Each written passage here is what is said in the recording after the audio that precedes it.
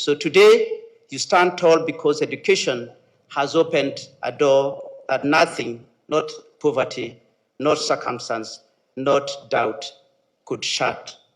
Yet, I must be honest, we know that the reality outside these gates, youth unemployment, remains a challenge. Opportunities feel too few, and that is true, and we see it even in corporate life. Usually we receive more than 10,000 applications when we invite graduates to apply to Safaricom's graduate program. But where others see scarcity, I see possibility. At Safaricom, we are committed to creating platforms that empower young people. That is why we have invested in programs that give you not just skills, but opportunities to innovate and to create.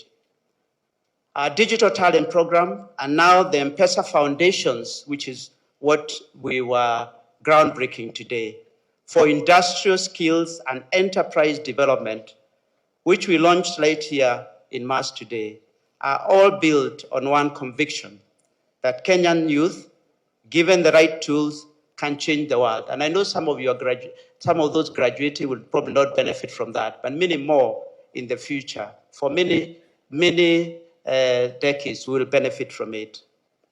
This center is more than a building.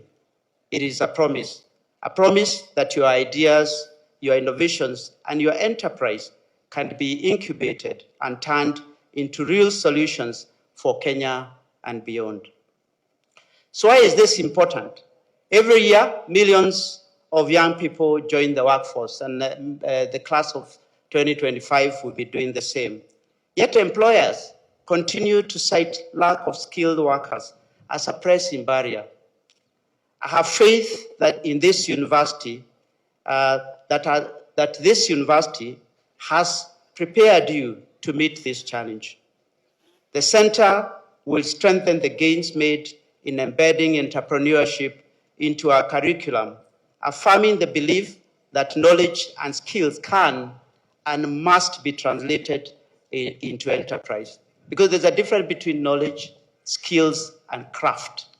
So it is important that we continue to build all these elements. I urge you as graduates to embrace a lifelong learning as the foundations of your journey ahead. I have learned many things along the way in my life. I could pick up a few, but probably because of time, I will not go through. But there's not a moment that is too late to learn a new skill. I'll give you one skill so that you know that I learned taekwondo in my 40s. So I'll leave it there. That's not the reason why my hand was hurt. On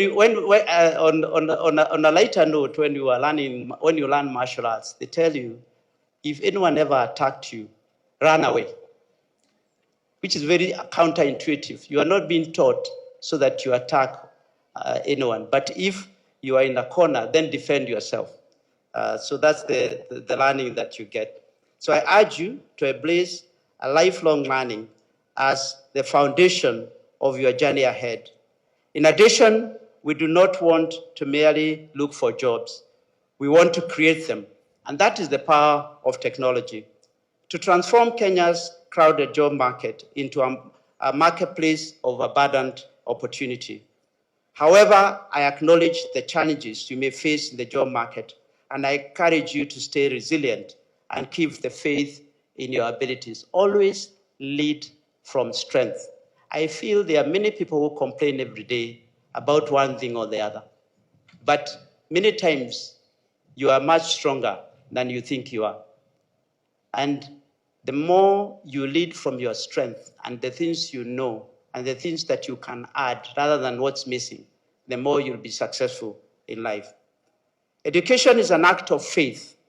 It is the belief that human potential, though unseen, can be nurtured to actualization. It is a moral commitment to the idea that each of us carries capabilities waiting to be developed. And as such, education is, in essence, humanity's greatest experiment in transformation. This is the one thing that no one can ever take away. As graduates, that faith now shifts to you. However, when 1 in 5 young Kenyans is not in education, employment, or training, your responsibility is not just to yourself, but to millions who look up to you. To millions who look up to you. And I still remember when I left Starehe, and I remember those words, the late G.W. Griffin, for some of you who may have attended the school, used to read what he used to call a charge. I charge you never to forget the great things that this institution has done to you, and in time to come, according to your means, to do what you can to enable others achieve what you have also received. So mentor others, share your knowledge, extend opportunities, because your education is not complete until it becomes the light for someone else. So become the candle for others, not just for yourself.